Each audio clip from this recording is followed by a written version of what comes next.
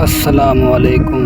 دعوت اسلام کے تمام معززین ساتھیوں کو محمد منیر کی طرفوں السلام علیکم۔ دوستو، آج ہم بات کریں گے یزید کی بیوی ہند اور اسرار کربلا میں ملاقات۔ تو بسم اللہ الرحمن الرحیم۔ ایک روایت میں ہے کہ جس وقت قیدیوں کو دمشق میں لایا گیا تھا تو اس وقت ایک عورت یزید کی بیوی ہند کے پاس آئی اور اسے کہا کہ اے ہند، ابھی کچھ قیدی آئے ہیں، انہیں دیکھ کر دل دہلا اٹھا ہے، آؤ چلیں وہاں دل بہلائیں۔ ہند اٹھی اور اس نے عمدہ لباس زیب تن کیا اور اپنی سرتاپا چادر اوڑھی اور دوپٹہ سر کر کے اس مقام پر آئی اور اس نے خادمہ کو حکم دیا کہ ایک کرسی لائی جائے۔ جب وہ کرسی پر بیٹھ گئی تو زینب کی نظر اس پر پڑی۔ آپ نے غور سے اس کی طرف دیکھا تو اسے پہچان لیا اور اپنی بہن ام کلثوم سے کہا، بہن، کیا آپ نے اس عورت کو پہچان لیا ہے؟ تو کلثوم نے جواب دیا کہ نہیں، میں نے اسے نہیں پہچانا۔ تو زینب نے فرمایا، یہ ہماری کنیر ہند بنت عبداللہ ہے جو ہمارے گھر میں کام کاج کرتی تھی۔ زینب کی بات سن کر کلثوم نے اپنا سر نیچے کر لیا اور اسی طرح زینب نے بھی اپنا سر نیچے کر لیا تاکہ ہند ان کی طرف متوجہ نہ ہو۔ لیکن ہند ان دونوں بیبیوں کو غور سے دیکھ رہی تھی۔ اس نے آگے بڑھ کر پوچھا، آپ نے آپس میں کیا گفتگو کر کے پر اسرار طور پر اور خاص انداز میں اپنے سر جھکا لیے ہیں؟ کیا کوئی خاص بات ہے؟ تو زینب نے کوئی جواب نہ دیا اور خاموش کھڑی رہیں۔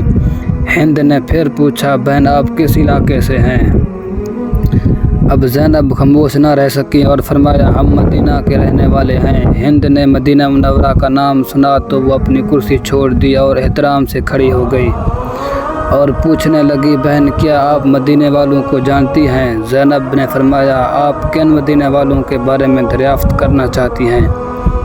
ہند نے کہا، میں اپنے آقا امام علی کے گھرانے کے متعلق پوچھنا چاہتی ہوں۔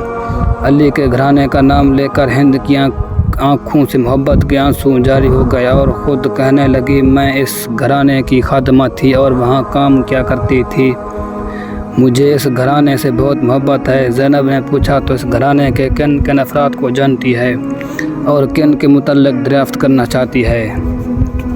تو ہند نے کہا کہ امام علی کی اولاد کا حال معلوم کرنا چاہتی ہوں۔ میں آقا حسین اور اولاد حسنین اور علی کی پاکیزہ بیٹیوں کا حال معلوم کرنا چاہتی ہوں۔ خاص طور پر میں اپنی آقا زادیوں زینب و کلثوم کی خیریت دریافت کرنا چاہتی ہوں اور اسی طرح فاطمہ زہرا کی دوسری اولاد کے متعلق معلومات کرنا چاہتی ہوں۔ زینب نے ہند کی بات سن کر اشکبار آنکھوں کے ساتھ جواب دیا، تو نے جو کچھ پوچھا ہے میں تفصیل سے تجھے بتاتی ہوں۔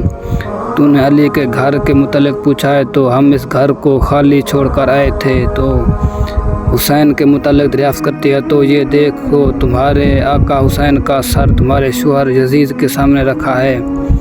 تو نے اولاد علی علیہ السلام کے متعلق دریافت کیا ہے تو ہم ابو فضل عباس سمیت سب جوانوں کو کربلا کے ریگزار پر بے غسل و کفن چھوڑ کر آئے ہیں۔ تو نے اولاد حسین کے متعلق پوچھا ہے تو ان کے سب جوان مارے گئے ہیں، صرف ایک ہی علی بن حسین باقی ہیں جو تیرے سامنے ہیں اور بیماری کی وجہ سے اٹھ بیٹھ نہیں سکتے۔ اور جو تو نے زینب کے متعلق دریافت کیا ہے تو دل پر ہاتھ رکھ کر سن کہ میں زینب ہوں اور یہ میری بہن ام کلثوم ہے۔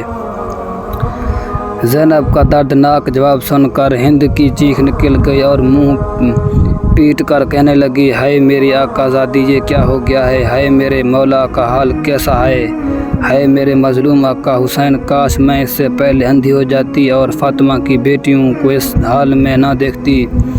روتے روتے ہند بے قابو ہو گئی اور ایک پتھر اٹھا کر اپنے سر پر اتنے زور سے مارا کہ اس کا سارا بدن خون ہو گیا اور وہ گر کر کے بے ہوش ہو گئی۔ جب ہوش میں آئی تو زینب اس کی طرف متوجہ ہو کر فرمانے لگی، اے ہند، تم کھڑی ہو جاؤ اور اب اپنے گھر چلی جاؤ، کیونکہ تمہارا شوہر یزید بڑا ظالم شخص ہے، ممکن ہے تمہیں اذیت و عذاب پہنچائے۔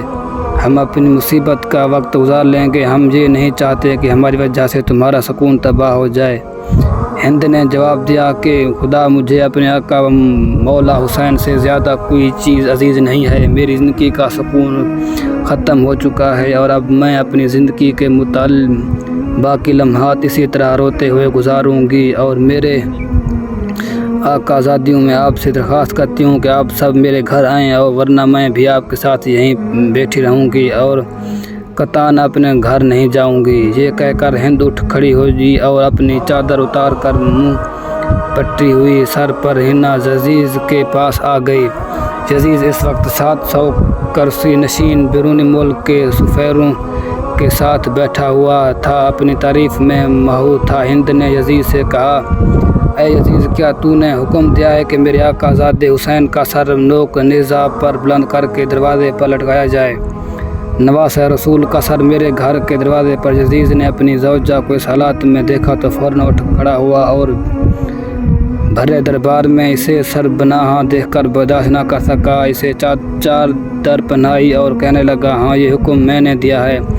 اب تو نواسہ رسول پر گریہ و ماتم کرنا چاہتی ہے تو بے شک کر لے، لیکن حقیقت یہ ہے کہ ابن زیاد نے جلد بازی سے کام لیتے ہوئے حسین کو قتل کر ڈالا ہے۔